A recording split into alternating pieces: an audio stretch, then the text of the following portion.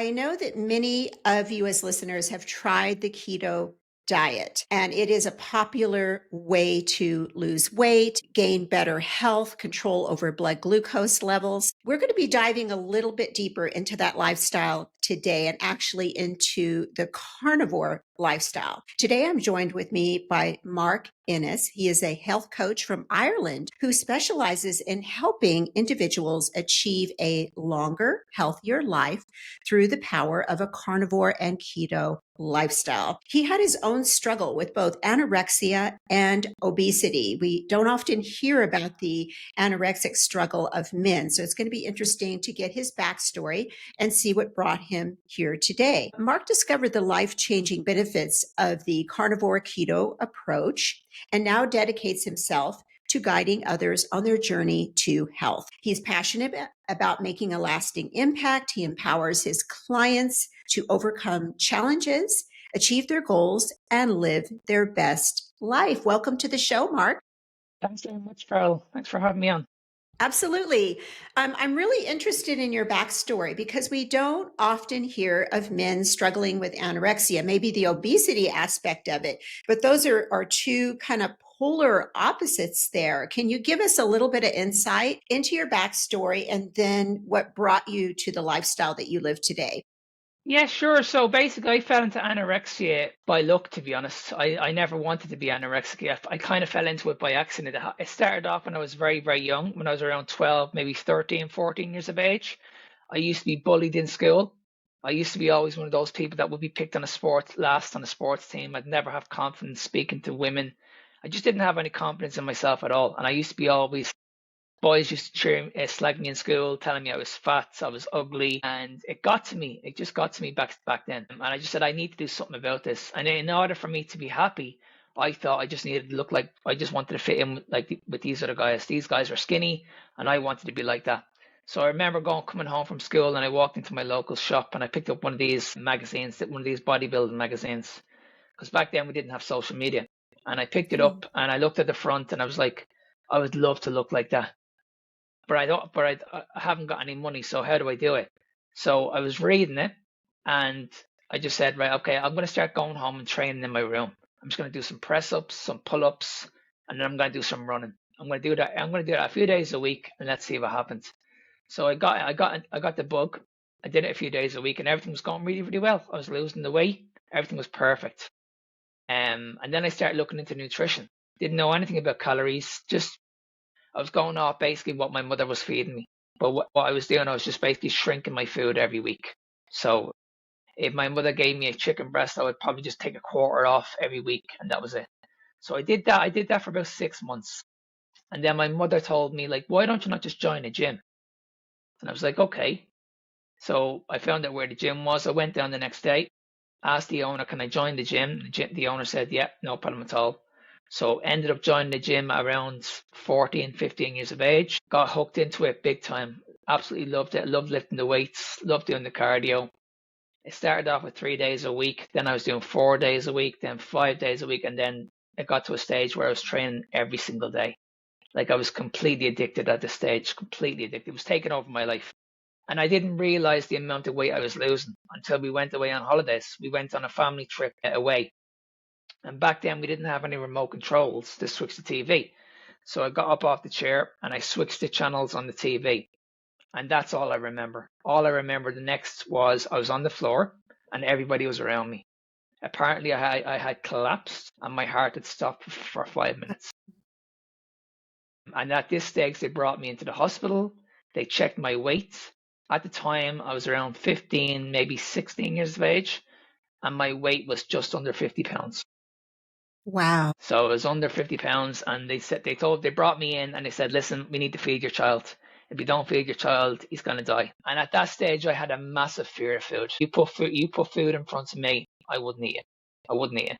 So they did everything. They put a drip into my arm, and every time they left the room, I would take the drip out of my arm, put it into a cup, pour it down the toilet, and that'd be it. Until one night, my mother came in. This is around 11 o'clock at night time when I was asleep, and she held my hand and she literally begged me. She begged me. She was in tears, and she told me that she didn't want to lose me. She didn't want to lose me at all. So that's when it hit me. I was like, okay, I better do something about it here. My mother's crying in front of me, so I better do something about this. So I said, right, I'm going to listen to the doctors. I'm going to take on their advice. They're the experts. Let's just go with what they do. So I was fed weight gainer shakes, protein bars. The nutrition I was fed was just horrendous, absolutely horrendous. But they just wanted me to put on weight. That's all they wanted. They just wanted me to put on weight. And I was told at that time, if I didn't eat, then I wouldn't be able to mix with the other crowds. I wouldn't be able to watch TV. I wasn't allowed to go outside. So it was kind of like a mental institution. So I was there for about 3 weeks. I was doing my rehab for about 3 weeks in a hospital in a different country. And then when I went home, they told me like, listen, go to your local pharmacy. You're gonna buy these local weight gainer shakes, protein bars. Like the nutrition was absolutely so bad. It was really, really bad. So fast forward 2 years, I put the weight on. I was back up to, I think it was around, I can't remember exactly what weight I was. I must have been around 9 stone, probably a little bit heavier, which was over about 120 pounds, something like that, in about 2 or 3 years.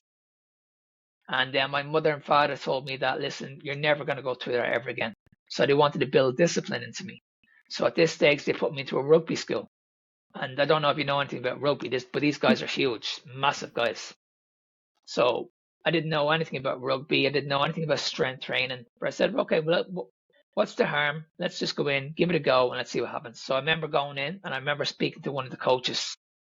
And the coach turned around and said to me, like, listen, we're going to teach you how to put on muscle. We're going to help teach you how to put on the weight the right way. So I was like, oh, this is great. Because at this stage, I was still dealing with an eating disorder. Like it wasn't as bad as what it was during my anorexia days, but was still there. So went in, they put me on a healthy diet. So I was on healthy carbohydrates, complex carbohydrates, oats, sweet potatoes, fruits, rice. That was mainly the majority of my diet. My diet consisted of a lot of carbohydrates and a little bit and protein, very, very little fats and a lot of vegetables. So back then, I thought I was extremely healthy. Then I was doing strength training a couple of days a week. And I did that for 6 years. And every few months the weight was going up and up and up. And I started my rugby career around 18 years of age. When I finished, which was around 24, 25, I blew up to over 300 pounds. Oh, I was a big, big guy. And I'm only 5'3". I'm not a big guy at all. I'm not big at all. But I was carrying a lot of weight. And I felt powerful. I felt confident, but I couldn't last 10 minutes on the pitch. 10 minutes and I was done. I couldn't even walk up the stairs. I was sweating. And not only that, my mental health has been affected. I was like, okay, this is not good. I can't keep doing this. So I decided to quit it and said, oh, so, okay, I'm going to do my own thing now. Because during that time, I was a qualified PT. I knew a little bit about nutrition and the nutritional guidelines. So I said, right, I'm going to quit this and I'm going to go on my own route. This is when I tested everything. I tested every diet that you can possibly think of until I got to carb backloading. Carb backloading was when I was putting the carbs in around my workouts, or I was having them pretty much before I went to bed. Throughout the day, I was only eating vegetables and protein. And I kind of fell into that by accident because I was always walking around with these gut issues, and my mental health was being affected massively. So, and I was always saying to myself, why can't I not get this right? Even though I looked amazing, like I had the abs, I looked amazing, and for me, I was losing the weight, gaining the weight, losing the weight, gaining the weight, losing the weight. It was always the same. And then I came across keto. And again, I came across this by accident. And I said, what about if I just eat the protein and vegetables and add a little bit of fat in? Let's see what happens. So the fats I was adding in was almond butter, peanut butter, avocados, those kind of fat sources, and olive oil. It wasn't anything to do with saturated fats. If anything, I stayed away from the saturated fats. So it was all like healthy fats. So I did that for a while. And again, nothing changed. I was getting in amazing shape, but I still didn't feel good. It felt like I had an autoimmune issue. Just something wasn't right. And I said to myself, I can't be on medication. I can't be on antidepressants. I should be able to figure this out. Like I'm working in the fitness industry. I should be able to figure this out myself. If I may have to teach this to my clients, I should be able to figure this out myself. And it got so bad, my mental health, that I was on the verge many, many times of ending my life. Many, many times. And I remember one night I spoke to my girlfriend and I said, listen, you'd be better off without me. At that time, we had a child. She was only 5 years of age. And I told her, I said, listen, I think you'd be better off without me if I wasn't here. And then a week later, it kept on getting worse and worse and worse. This was around probably the same time, around 11 o'clock, 12 o'clock at night time. I just jumped up on my bed. I couldn't sleep, hopped into my car and went onto the highway. And I drove my car. I was driving my car very, very quick at this time. I must have been doing about 120 miles an hour. And at this stage, I was in so much emotional pain, unbelievable emotional pain. And I said to myself, the only way I'm going to get rid of this pain is if I speed this car up as fast as I can and just hit a pole. This will be all over. It'll be all over. So I decided, okay, I'm mentally ready for this now. Put my foot down, and the car, I don't know what speed I was going, but I was going incredibly fast, like really, really fast. And I was 2 minutes away from hitting that pole. 2 minutes. And I'll never forget it. My daughter shouted in my ear, don't do it, Daddy. That's what I heard. That's what I heard. And ever since then, I stopped the car. I put my head in the steering wheel and I cried for 10 minutes. I prayed to God, please help me. Please help me. There's something wrong with me. Please help me.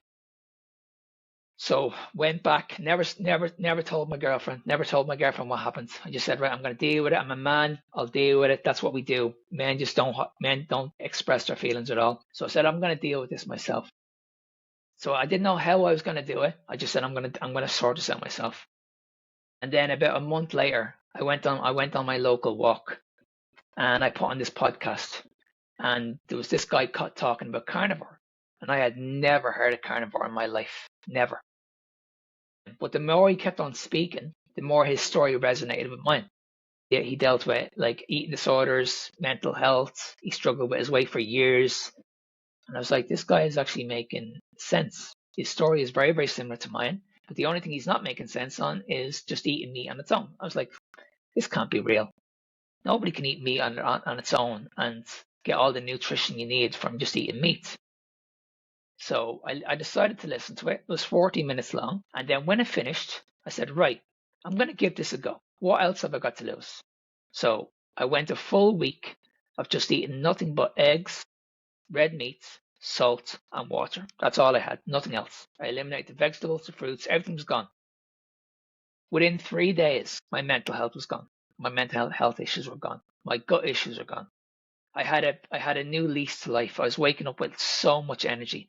I wasn't waking up now feeling like, okay, I don't want to be here anymore. I was waking up and I had this, I can't explain. I just felt incredible, absolutely incredible. So I said, this can't be the diet. So I continued to do it. I did it for another month, and I just felt incredible, absolutely incredible. So I decided to go and get my blood work done at the doctor's. And the doctor said to me, like, your blood work is amazing, but your cholesterol is really, really high. And I said, but doctor, I feel great. Like, I've been going to you now for the last couple of years. My mental health is crap. Now I feel great. I look a lot better. My energy is a lot better. I just feel fantastic. And he says, I'll tell you what, we'll book you in for a CAC scan. So I said, fair enough. So we went in for a CAC scan a week later, came up zero. No issues with my heart whatsoever. So I was like, this must be the diet. It must be the diet.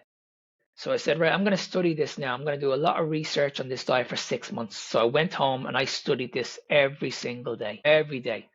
I was looking at people's testimonials. I was listening to like Dr. Shafee, Ken Berry. The list goes on and on. Dr. Kill, so many people in the industry. I've met these people as well. And I was looking at this and I was like, wow, this is incredible. Like, people need to know about this. This has done amazing things for me. Other people need to learn about this. So I said, right, I'm not going to be selfish and I need to teach this to the world. So ever since then, I've been doing content. I've been doing video content ever since then. I've been taking on clients. I've been doing this now 4 years. I've worked with over 200 people in those 4 years teaching the carnivore lifestyle. 95% of them are women. These women would have came to me when they were told that conditions will never be reversed. The likes of endometriosis, fibromyalgia, PCOS, diabetes, menopause, you name it. You name it. And every one of them have been managed, reversed, or put into remission. Every one of them. And that's basically how it started. And now I'm still doing it. And that's what I'm doing at the moment. I've been at a few public speaking events speaking about this. I'm doing my own public speaking event in this country now at the end of the year. And I'm going to teach people like, listen, the information that we were told about our food pyramid is complete rubbish. What we were told about cholesterol is complete rubbish. What we were told about calories is complete rubbish. And I think people need to hear about it. And the more people hear about this, it could actually save them going forward. So yeah, that's how it started for me. Mhm. What a story. I was thinking as you were talking, there are so many parallels to myself, not so much with the carnivore or keto lifestyle, but mine started with looking at magazines and dealing with self-esteem issues. And like you said, we didn't have the social media. So I remember just standing in the line at the grocery store, picking up these Yeah, bodybuilding yeah, magazines and went on to do bodybuilding in my yeah, in my 50s. But it's interesting. A lot of us do start with those self-esteem yeah, issues. yeah. And then I was thinking too about the gut and the brain connection.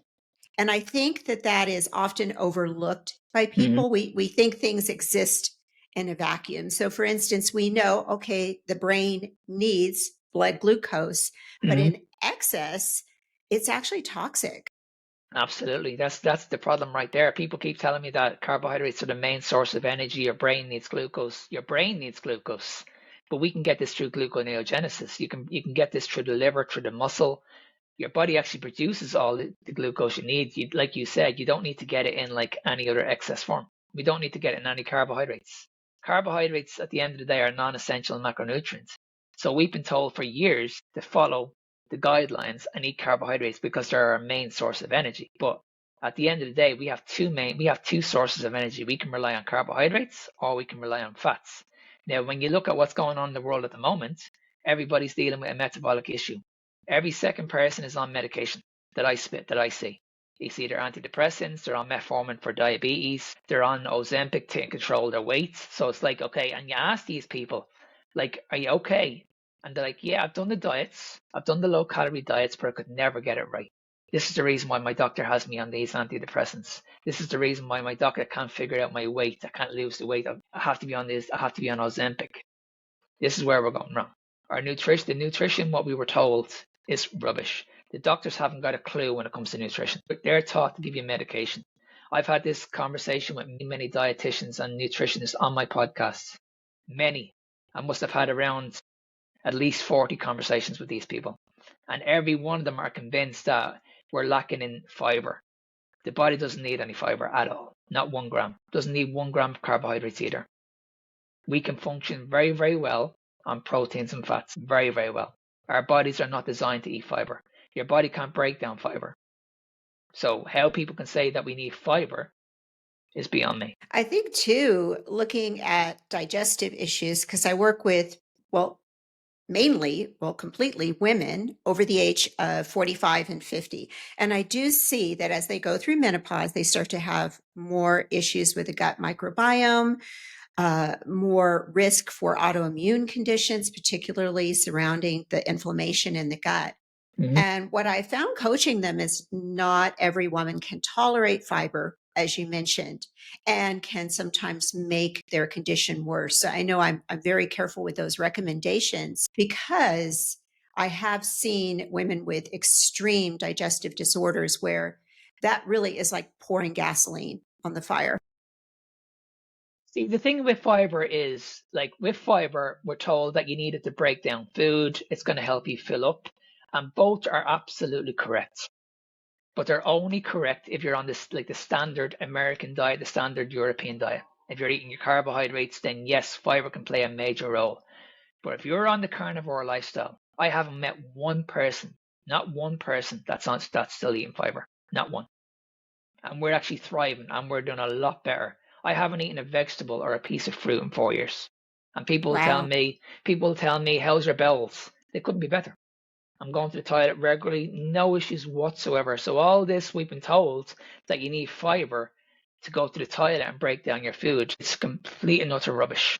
You need to understand, why do we need fiber to break down our food? Why do we need fiber to slow down the glucose when The problem is the actual glucose itself. So would it not be better just to remove these foods in the first place? That way you wouldn't have to rely on fiber. Now, what is your ratio of protein to fats? So at the moment, I don't track anything. I don't track calories. I don't track macros unless I want to. But I just eat intuitively. That's all I do. Like I was like you. I competed in my first bodybuilding competition when I was 50 as well. That was 4 years ago, and I did it on a high fat diet, and that's when I was tracking my macros. But I haven't tracked any calories or macros at all, and not one of my clients do the exact same thing. They don't track anything, nothing, and they're still losing weight. So, what does a typical day of eating look like for you? So at the moment, I'm eating a lot of food because my body's designed to do that. It wasn't like that at the very, very beginning. So, for example, if I'm going off calories, I know I won't go off calories. I'll go off macros. So, let's say 4 years ago, when I stepped on stage, I would have been eating maybe around 160 grams of protein and maybe around 160 grams of fats, something in between that. Ever since then, I've done a reverse diet for the last 4 years, where I've increased my food on a month-to-month basis, on a year-to-year basis. So now I'm eating anything between 350 grams of fat a day, probably more. And my protein intake has doubled. I'm on probably around 300, maybe 320 grams of protein a day, roughly. But again, I don't weigh anything. I'm only I weigh around 160 pounds at the moment. And if I was to look at my overall food intake and we're talking about calories, I'm probably taking in around 4,500 calories a day, and I'm struggling to put on. Wow. I am of the opinion that most women are under eating. I see this all the time when they come to me, this 1,200 calories, 1,100 calories, 1,300 calories, and getting them, I don't know if you find this to be true, but getting them to consume more protein Mhm. is a challenge for most of the women that come to me. And how do you deal with this? Because what I get is women will tell me, I just can't eat that Mhm. much protein. I can't sit down and consume a steak. And I Mhm. get women that have been existing really off carbohydrates Mhm. for a long time and sugar, a high sugar diet. And of Mhm. course, carbohydrates convert to sugar, convert to glucose. And getting them to, and we move slowly, but getting them to consume, say, beef or chicken or any, even fish is a challenge. Yeah, so how I do is I focus on healing the body first. So what we do is we focus on what's causing the problem. So you have to understand when people are under eating, it's a form of restriction. So if someone comes to me and is extremely underweight, I need to put these people on a reverse diet immediately. So a lot of these women will come to me and think they need to lose more weight. And it's like it's crazy, but you have to try and get into their mindset, and this is where we need to focus on the mindset, tap into the mindset, and we need to basically heal the body. So they've done all this damage over the years. It's not a matter, okay, you come and see me, I'm gonna help you lose weight, I'm gonna help you gain weight. No, it doesn't work that way. You have to teach these people the right principles to get out of that as quick as possible. So if someone's trying to lose weight, you teach them the right way to do it. If someone's trying to gain weight, you teach them the right way to do it. So this is where we focus on the healing. We give the body the right nutrition it needs first of all.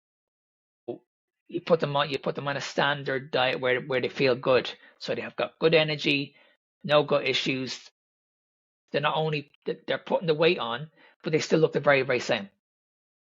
The only thing that might change is the number on the scales. But we know the number on the scale is not a good indication when it comes to putting on weight. So these people will still look amazing, but the number on the scales is improved. But what we do is we do it on a week to week basis. So I increase the food slowly, very, very slowly on a week to week basis until we get up to say maintenance. Once I get these people at maintenance, then I make a decision. Okay, what do we do? Do we keep going? Or does she need to tighten up a little bit? More than likely, we need to just keep going. At this stage, her metabolism is booming, her hormones are functioning the way they should be functioning, everything's working perfectly. So once you tie that in then with weight training and strength training, then they're gonna be absolutely fine. So it's a matter of, okay, get them out of it quickly by just doing a reverse diet and don't put them through another extreme diet. So Right. if you're on 1,200 calories, there's no way in hell I might dropping your calories down even lower. So what I need to do is, okay, you need to explain to me out of those 1,200 calories, tell me exactly what you're eating. So if you say to me, okay, my first meal is a bowl of oats with some berries, then my Mhm. second meal is like a chicken breast with like a salad, then straight away I'm thinking in my head, well, all this nutrition that you're feeding yourself is not going to work. Is never going to work because you're not shutting off that hunger hormone because the majority of the diet has carbohydrate in it. And if there's carbohydrate in it, the carbohydrates are going to turn to sugar in your body. So you're going to struggle. You're going to have these regular cravings. You're going to have these regular spikes and crashes throughout the day. You're going to be thinking about food all the time. And this is where people struggle with an eating disorder because they're constantly thinking about food. So this is why people, when they go on a diet, the first thing that always comes up is, I'm really, really hungry. I can't sustain this. I can get in shape, but where do I go from here? And you see an awful lot of people, they'll do a calorie deficit and they get in amazing shape and they have the abs and then they're like, okay, what do I do next? Now what? Yeah. What do I do next? They haven't got a clue. And then more than likely they go on holidays, they binge, they eat so much food, and then they put the weight back on, and then 2 months later they start all over again. So they're constantly underfeeding themselves, gaining the weight, losing it. And I did this for years. For years I did this. And I didn't realize that this was causing an eating disorder. And people don't understand that this is what they're doing. If you're constantly losing weight, gaining weight, losing weight, gaining weight, this is a form of an eating disorder. Yeah, I would agree with you that stopping, starting instead of having the consistency. And I think you talked about the reverse diet. And I know when I was doing bodybuilding, that reverse diet was more challenging than leaning down for the show. Okay, when I was leaning down for the show, it was game on. That seemed simpler than reverse dieting out of that state. It took me a while to get that down. Yeah, it's very, very difficult. I would agree with you. It's a lot harder than the dieting phase, but there's so many benefits. There's so many benefits to reverse diet. When you do it in the right way, you'll never have to diet ever again because what you're doing is you're getting better on a year-to-year basis. So when you're putting on more muscle, your body's telling you, okay, I'm doing all this work, so you need to keep on fueling me. You need to keep on giving me the food that I need. So what you're doing is you're taking your mindset away from the dieting phase and you're looking to improve on a year-to-year basis. So that's what you should be doing. And that's what a lot of women that I work with are doing at the moment. They've never looked back. They're not doing any more diets. These people would have came to me extremely low in weight, and now a year later, they're absolutely beasts in the gym. They're lifting so much weight. They still look the very, very same, and they're eating way more food. So they're at a stage in their life where that food freedom is there. They never had that food freedom. They're happy. Their hormones are functioning exactly the way they should be functioning, and they just feel great. They feel absolutely fantastic, and they love looking at themselves in the mirror. That's the most important thing. I think a lot of people we get caught up in this that we always look at ourselves in the mirror and we always criticize something. Am I doing enough? Can I do more? And I did that for years. But I used to always look at myself in the mirror and like say, no, I could do a little bit more cardio. Just a little bit more fat on my abs. Maybe I want to get my biceps a little bit bigger, so I'll go to the gym an extra day a week, and I'll focus on doing arms. And I hadn't got a clue what overtraining was.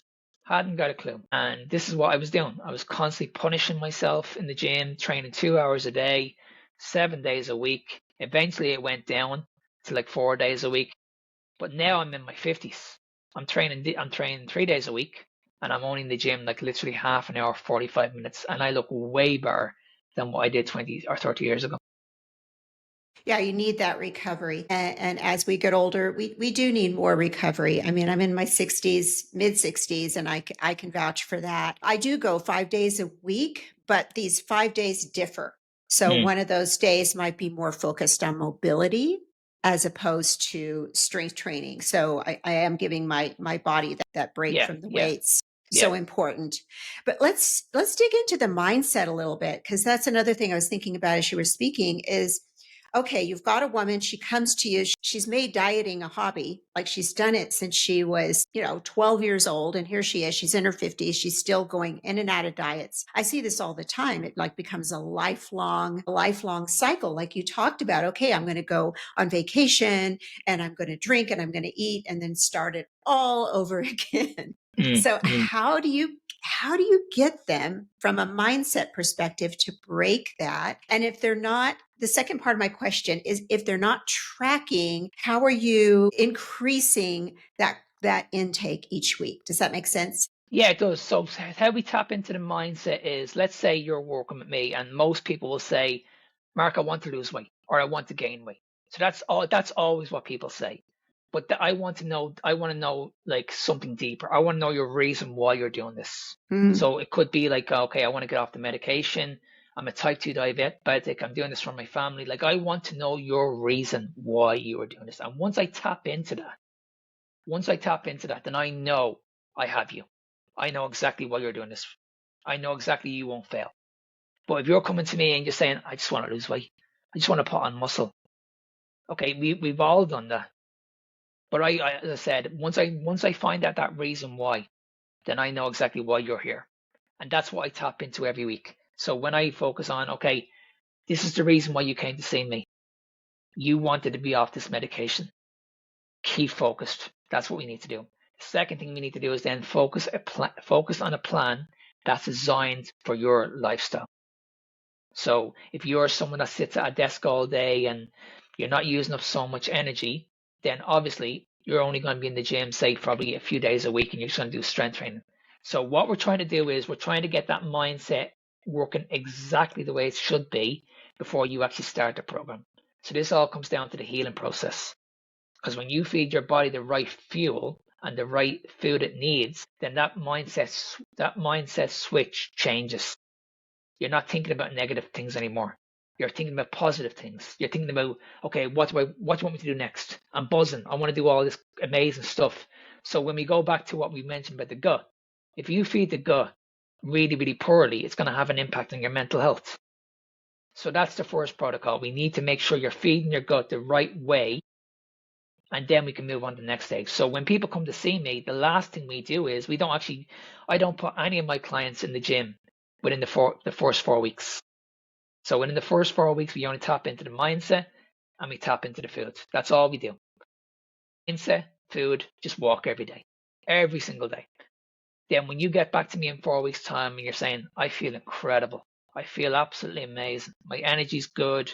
Just everything about me just feels great. I'm like, okay, now we put you into the gym. At this stage, you're not going to walk into that gym feeling miserable. Oh, I have to be here. Oh, I have to do this. It's like, I'm ready for this. Most people are like, you'd never get me training first thing in the morning, ever. These people are just jumping out of bed and they're going training straight away. So automatically we've already fixed the mindset. The mindset is working perfectly at this point. So now we need to feed on that and just keep on progressing. Every week we just focus on what's making you happy, those positives, those targets. Keep telling me that you're getting stronger. Show me the videos. So you're just keeping these people accountable. And that's where I find that once you tap into the mindset, you can achieve anything you want. Absolutely anything. Agreed. I think it all begins and continues through the mind, because you can, and I've said this so many times on my show, you can hand somebody the best plan. Here's the exercise plan, here's the diet plan, here's everything you need to succeed and have the physique that you want and feel the way you want. But if they can't implement, if they never get out of the parking lot, if it never starts, it does absolutely no good. So you have to come back to that why. I love that you brought that up. And an example I have of that with myself. So I had rotator cuff and bicep tendon surgery in February. A year ago, I had a spinal fusion and I went into PT. And I was so motivated. My why is like, I know I'm not going to be able to move properly if I don't do these PT exercises every single day. No Yeah, yeah, excuses. yeah. I don't care what's happening. If I have to get up an hour earlier, if I have to do them in the evening, whatever I have to do. And I would come back to that why. Do I want to be able to get my arm overhead again? Do I want to be able to move without pain in my lower back? And that was my why. And I use that with clients. You've got to have something solid. It can't just be, I want to get healthy, because that's what I'll hear. I want to get healthy. Well, what does that look like? Yeah, yeah, yeah. I'm the same. Like, for me, it's my reputation. That's all I have. My reputation is my name. So I'm like, okay, if I want to be the best at what I do, I need to show up every day, without question. Stick to your routine. So my mindset is on it. I'm waking up every day and I'm like, okay, routine is key for me. keep doing what you're doing now. That has worked very, very well in the last 4 years. Why would I change that? Everything's going really, really well. Everything in my life is going really, really well at the moment. And it was the same when I used to do a bodybuilding competition like yourself. When I had that mindset switch and I was like, okay, I'm going for this. This is going to be this is going to be 8 months out of my life where I'm going to do the prep. I'm going to strip down, but I'm going to be consistent. My eyes are focused on the prize. Tunnel vision. I know exactly what I'm aiming for here. Nothing was going to get in my way. Nothing. The training wasn't going to get in my way. The food wasn't going to get in my way. And I think once you have that, once you have that mentality, it's very, very hard to fail, in my opinion. I know when I was prepping, I like lived and breathed that goal. So if I was out on my daily walk or doing my cardio, whatever it was at the gym, I was listening to podcasts that kept my mind in the right place. I was building myself up. I was picturing myself on the stage. So envisioning the end goal, which I think a lot of people don't do that. And then I see, for me, not just stepping aside from the bodybuilding shows, I don't do those anymore. This is a lifestyle for me. It's not something I'm doing and then I reach my goal and I stop. And I think that's another problem I know they have in America, where they see a diet as a destination, or they Mm, see a workout program as a destination, a 6 week program, an 8 week program. mm. No, this is for your life. This is a lifetime thing. Yeah, 100%. Because I'm at a stage now in my life where the ego's gone. I couldn't care Mm-hmm. less how I look. Same. I've got a family now. I've got a daughter. I want to see her growing old. I want to see her. I want to have grandkids. I'm excited about all this. And when I look at my life in the past compared to where it is right now, I wake up every day now and I'm like, okay, I've been given a second chance here. I shouldn't be here. Twice I shouldn't be here. And I'm like, you know what? I have this new lease of life now, and there's no way in hell am I letting it go. No way in hell. As I said, I've so much to live for now. I have so much to live for, and I love spending time with my daughter. I love playing with her. These are things that I couldn't do in the past because I was struggling. I was struggling with my mental health. I was struggling with my weight. I just didn't want to be around people. I was never happy. I was never, ever happy. And I think the diet culture did that to me. I really believe the diet culture did that to me. But now, like, I don't look at food as a diet anymore now. I look at food as just fuel. That's Mm-hmm. it. I'm giving my body the nutrition it needs, and that's it. I don't look at food anymore as entertainment. People say to me all the time, do you miss the carbohydrates? Do you miss the fruits? Do you miss the vegetables? Don't get me wrong. In those 4 years, I experimented on myself many, many times. I added the foods back in that I used to love, like the fruits, the sodas. But the next day, I felt horrendous, and I was like, "Hang on a second, I don't like this feeling. I don't like walking around with this feeling." So that's a box ticked. I'm not doing that anymore. Like 6 months ago, I brought back in dark chocolate, 100% dark chocolate. I was like, okay, let's see what happens here. I only had 10 grams. Within 1 hour, I had a 6 hour migraine. I was in bits. I was like, okay, this is not good. So that's another box ticked. So in those 4 years, I have experimented on myself, and I don't think people really understand how powerful these foods are until you become fat adapted.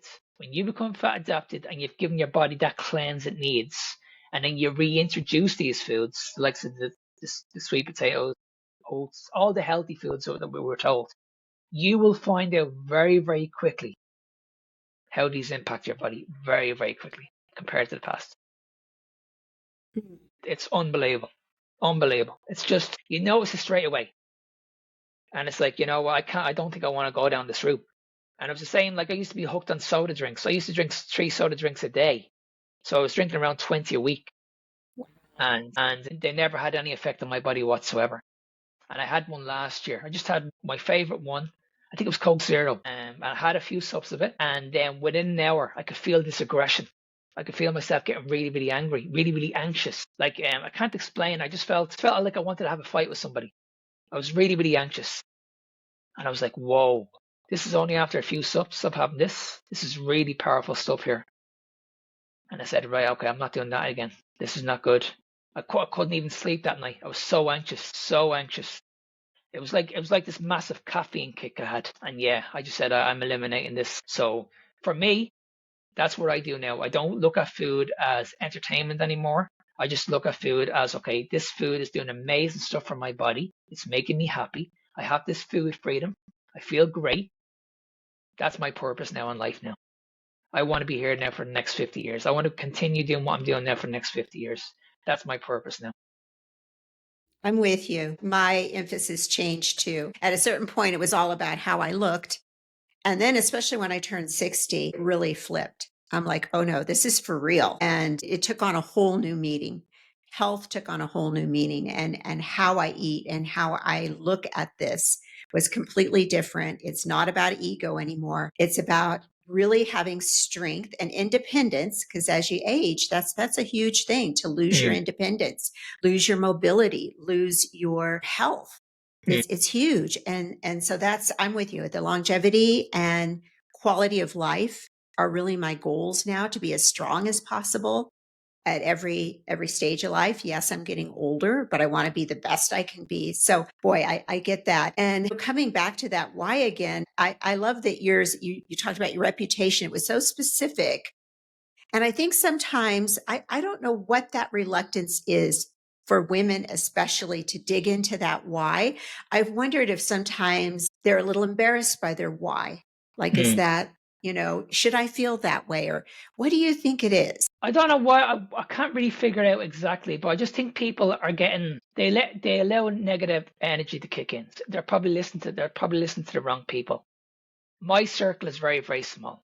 I can only count on probably my hands of the amount of true friends that I have. These are the only people that I listen to, like the only people that I listen to. But for me, I just believe in myself. I believe where I am right now in my life, I have gotten here myself. And that's where I think people go wrong, is they just don't believe in themselves anymore. They lose that. I think when they get Mhm. older, they lose themselves and they're like, okay, where do I go from here? I'm struggling. I can't lose the weight. I have to be. I need to be on these GLP-1 injections. If I want to get my confidence back, I can't do it in the gym.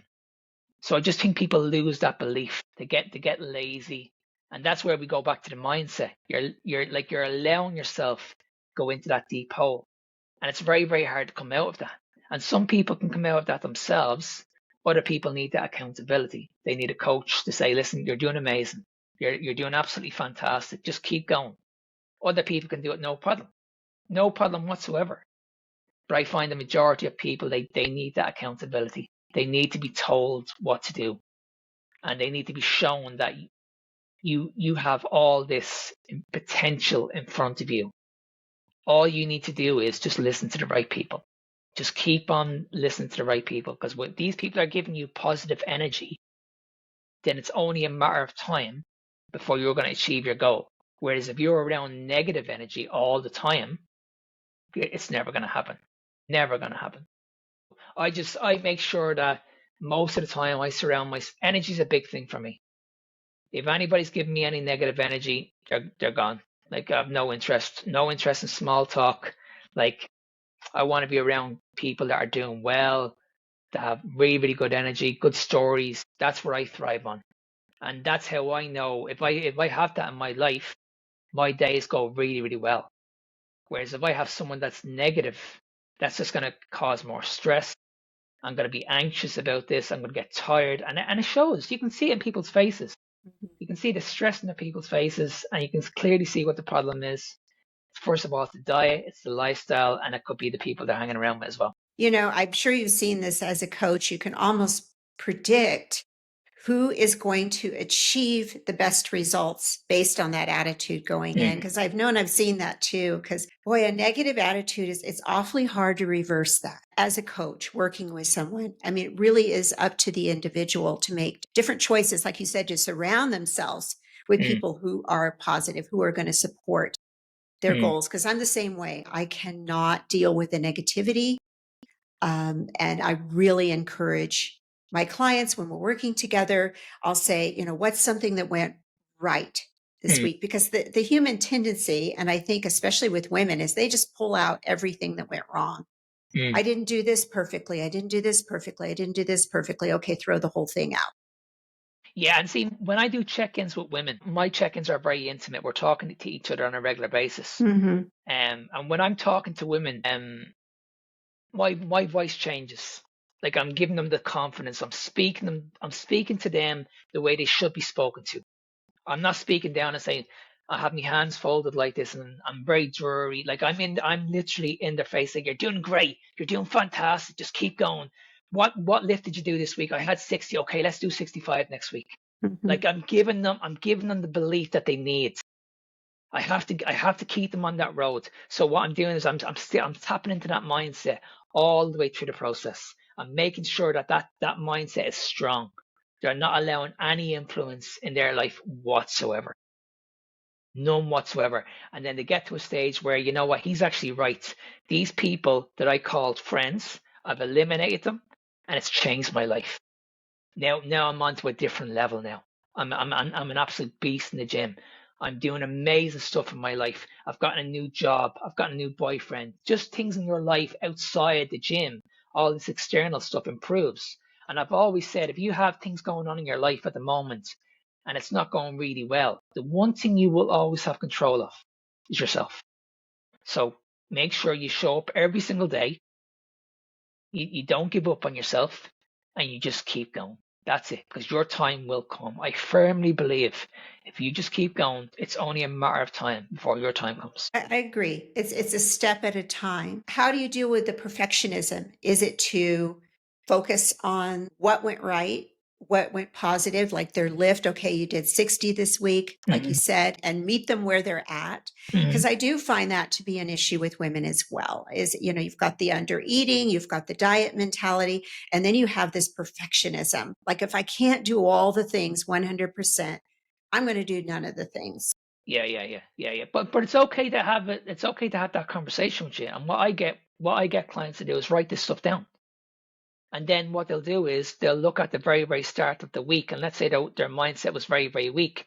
But then we got to Wednesday and it went up. And then we got to Friday, it went up even higher. Then I'll say, okay, on when we have our conversation, okay, on the Monday, why did you feel this way? Why did you feel like you had this bad day? You couldn't get your mindset switched on. And most people say, well, I didn't get a good night's sleep. I was probably spending too much time on my phone. I was talking to the wrong people. There's always something that you can pinpoint.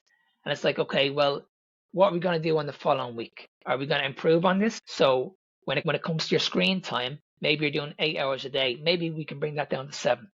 Maybe we can bring that down to 6. So we're trying to work in phases. We're trying to improve your life on a week to week basis. And once you do that, then they can clearly see the direction they're going in. Because a lot of women will tell me the first thing they do first thing in the morning is look at their phone. They're not going out into the sunlight. They're not doing Yeah. any grounding. You know what I mean? So straight away they're putting their mindset at a weak point. So you need to flip that and say, well, what's going to make a positive impact on my mindset straight away? Put the phone down, go out and do a walk. 20-minute walk. You will come back a different person. Maybe do some meditation before you know you're going to have a busy day. Maybe sit on the chair and visualize, okay, I'm going to have a really, really busy day today, but I'm going to focus on my breathing. Instead of having these panic attacks in the afternoon and having these anxiety issues, I'm going to be well prepared for it. Well prepared for it. So there's many, many things that we can do to improve that and to improve that. Nobody's perfect, but you can definitely work towards perfection in time, 100%. Mm. You bring up a good point, because nobody's ever felt better by scrolling, Instagram first thing in the morning. I know the times I've done that. It's like, why am I in such a such a bad mood? It's an easy thing to happen, especially if you run an online business, which Mm. you do, and it's easy to fall into that trap of, oh, okay, answer my email, look at my, scroll through Instagram, Facebook.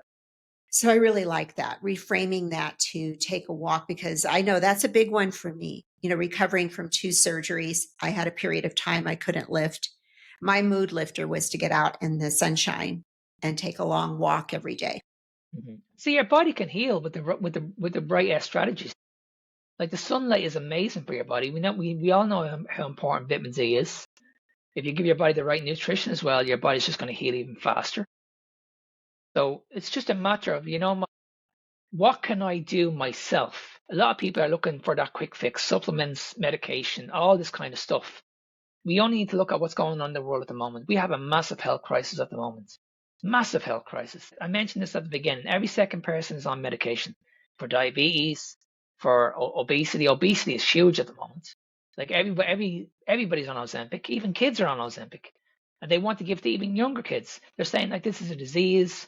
We're never going to be able to cure this. It's just crazy stuff. It's crazy. Then you have people that are suffering with their mental health.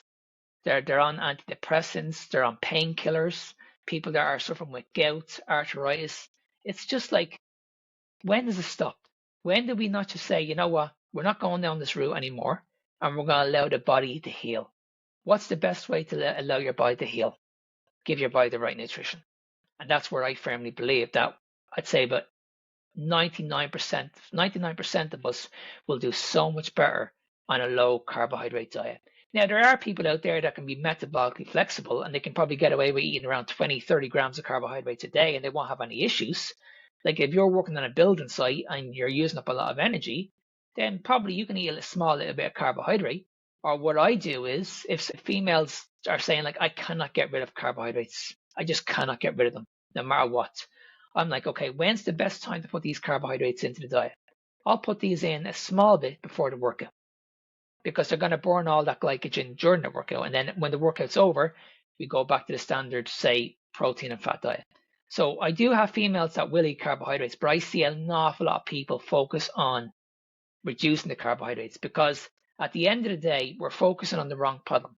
Everybody's just focusing on weight loss. Everybody thinks that if I just lose the weight, I'm going to be healthy.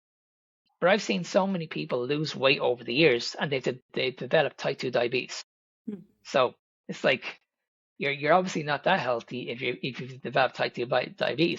I've seen people get arthritis and they've lost the weight. You know what I mean? So I think we need to focus on the inside of the body, and that's something that you can't see. A lot of I know one person, a friend of mine, who's a bodybuilder. He's in incredible shape, amazing shape, but he has fatty liver disease. This guy's only his 20s years of age, and everybody will look at this guy. He has the abs, and automatically they will think this guy's healthy, but they have no idea what's going on the inside of his body. Plus, this guy is struggling with depression. You make a great point because I saw this a lot in the bodybuilding community. Somebody could look absolutely amazing. And I can say for myself, I've seen myself in the mirror, okay, 8-pack abs, like full on, ripped, look great. And I felt like garbage, like felt Mm, terrible, mm, eating every 2 hours and carting my little tilapia and rice to the gym. yeah, yeah, And so many gut issues yeah. from eating so frequently. And at one point, I know I was on, it was like a cup of rice at every meal because I was a hard gainer. I was Mm, somebody that kind of the opposite of some of the other competitors where they had trouble leaning down. I would lean down too quickly. So they put me on this massive amounts of white rice and oats and every single meal. Boy, the bloating, the gut issues, the way I would yeah, feel at the end of the day. yeah, But then my husband would say, yeah, but you look great. yeah, yeah, yeah, yeah, yeah. It's I'm like, I crazy, feel isn't like it? garbage. Yeah, it's crazy. And he doesn't believe you. He's looking at you and saying, "What's wrong with you? It's all Yeah, in your yeah, head. It's all in your head. yeah, You look yeah, fantastic." yeah. So, and that's an important point. We can't always go by that competitor we see on Instagram. It's like, oh wow, look at her, the abs and the shoulders and the glutes and all the things. Yeah, they might look great on the outside, but on the inside, what's going on? Mm, And what's going on with mental health, their yes. energy levels, gut health, all of Yeah. those things. And then I think too that emphasis on weight loss, it takes away the emphasis on strength. I would so much rather women to focus on how can I get stronger? Yes. 100%. 100%. Yeah, because that That's yeah. muscle, yeah, the Yeah. muscle Because loss. absolutely, and that's what I'm seeing. I don't know in your country, but that's what I'm seeing now. I'm seeing women as Mm-hmm. they get older, they're running. Mm-hmm. You can Yep. clearly see they're losing muscle. Mm-hmm. They're having issues with sarcopenia. These people are having hip surgeries at a young age, and it's like you're focusing on the wrong problem. Wrong thing. And I see these women, and I do be hearing their conversations when they're running, and they're always talking about food. They're always talking about their diet, And people don't realize that if you're doing a lot of running, that's going to ramp up your appetite. So if you're Oh, yeah. if you're in a deficit and you're doing say 2 mile run every day, your appetite is going to go up. It's going to get even worse. So why don't you not just strip that back, get rid of the running, focus on your body composition, forget about the weight on the scales, give your body the nutrition it needs, allow your body to recover, and you will get in amazing shape very, very quickly without putting your body through all this stress. Because this is the big thing I see with women. The biggest factor I see with women is stress, especially menopausal women. Menopausal women are under eating, they're overtraining, they're doing too much, way too much. And it's like, just strip it back a little bit. Maybe you don't need to do all this. Maybe you just need to strip it back a little bit and let's see what happens. Automatically, the cortisol goes down, the stress levels are perfect, and the weight is coming off naturally. And they're like, oh my God, I thought I had to do X, Y, and Z to lose the weight. Mhm. And now you're telling me I need to do a lot less, and I'm losing the weight even faster, and I feel even better. So I think we're losing. I think what's going on in the world at the moment, as I keep saying, we're focusing on the wrong problem. That's my honest opinion. I believe that everybody is just focusing on weight loss. That's it. They're not focusing on people's health. They're not telling everybody's going by the law of thermodynamics, just be in a calorie deficit, but nobody's talking about actual nutrition. And when I talk to these people and say, well, what about cholesterol? Cholesterol is vital for the body. When someone gets back to me and says there's good and bad cholesterol, that's when I know we're in trouble. Simple. And I've had these conversations with top dietitians, nutritionists in this country. And when I hear that, okay, there's good and bad cholesterol, I'm like, okay, listen, this is not right. There's only one cholesterol, and it's called cholesterol. There's no good and bad cholesterol. What happens is this, and everybody says that LDL is the problem. LDL is not the problem. The higher your LDL, the better. Your triglycerides are the problem. So it's what you mix with the cholesterol is what's going to cause the problem. And at the end of the day, that's coming down to sugar. It has nothing to do with cholesterol. Cholesterol is vital for the body. Absolutely vital. The higher your cholesterol is, the better you're going to feel. The lower your cholesterol, that's when you're going to run into problems. So we need to keep when you walk into the shop and you see all these marketing strategies, low fat, all this low calorie nonsense, you need to move away from that. Stop focusing on weight loss. Give your body the right nutrition it needs and just focus on your health. Focus on your health. That's all you need to do. And you will thrive. You will absolutely thrive. And you will never, ever, ever have to worry about your weight ever again. Ever. Good advice. Really good advice. I think we overcomplicate things, especially as women. That's another thing that I see. Make it far more complex than it actually is. And a good point about the cholesterol, because LDL, if it's too low, you're going to start to get the brain issues. You're going to start to get the brain fog. So it's not as simplistic. That's kind of the old way of thinking. It's not as simplistic as what we once thought, how we once viewed. Okay, this is the good cholesterol, the bad cholesterol, far more complex than that. Mark, this has been a fascinating conversation. We've covered a lot of different things. As we wrap up, is there anything that you would like to share with the listeners that we didn't cover? And how can they reach you, learn more about you, follow you, and work with you? Now, the only thing I would say to your listeners is this. If you have any second thoughts and you're thinking to yourself that what he's been talking about for the last hour is complete rubbish, that's fine. That's absolutely fine. But what I would say to you guys is try it. Just try it. And when I mean try it, I mean give it at least 3 to 6 months. Because most people do it for a month and a lot of people make mistakes. And they say they tried it, they were miserable. This is why they made so many mistakes. But when you give this a good go and you become fat adapted, I firmly believe this will change your life. I honestly believe that. And if you guys are on medication, you need to ask yourself this question. You will never, ever be healthy taking something out of a bottle. Any medication. Your body can do this for you. Your body can heal the right way. So what have you got to lose? If you've been suffering with diabetes for such a long time and you've been told it's never going to be cured, then what have you got to lose? Why don't you not just try it? If you're struggling with PCOS, endometriosis, I've had young women that have been telling me that their period pain is absolutely severe. out of 10, you're looking at 12. That's how painful it is. You changed your diet, all of a sudden, it's gone. The period pain is gone.